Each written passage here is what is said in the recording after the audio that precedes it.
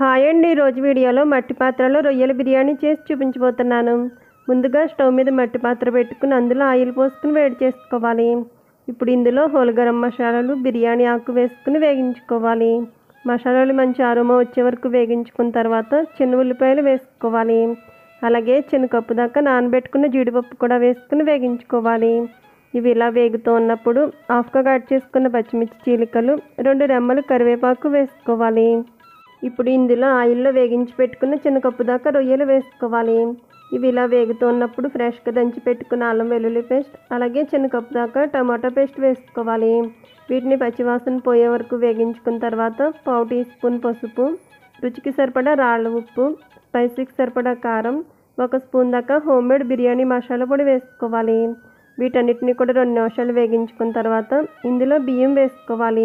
గ్లాసున్నర దాకా కడిగి పెట్టుకున్న బియ్యం వేసుకున్న తర్వాత ఈ బియ్యాన్ని 2 నిమిషాల పాటు ఆయిల్లో వేగించుకుని గ్లాసున్నర బియ్యానికి 3 గ్లాసుల దాకా వాటర్ పోసుకోవాలి. ఈ కొలతలతో పోసుకున్నట్టయితే రొయ్యల బిర్యానీ పొడి పొడిలాడుతూ ఉంటుంది. ఇప్పుడు ఇందులో సన్నగా కట్ చేసుకున్న కొత్తిమీర, 1 స్పూన్ కమ్మటి నెయ్యి వేసుకుని ఒకసారి కలుపుకొని ఈ పాన్ పైన మూత పెట్టుకుని 20 నిమిషాల పాటు మంటను మీడియం ఫ్లేమ్లో పెట్టుకుని ఉడికించుకోవాలి. 20 నిమిషాల పాటు మంటను మీడియం ఫ్లేమ్లో పెట్టుకుని ఉడికించుకున్న తర్వాత ఇప్పుడు మంటను లో ఫ్లేమ్లో పెట్టుకుని మరో 5 నిమిషాల పాటు ఉడికించుకుని స్టవ్ ఆఫ్ చేసుకోవాలి. ఇలా చేసుకున్నట్టయితే మట్టి పాత్రలో రొయ్యల బిర్యానీ చాలా టేస్ట్గా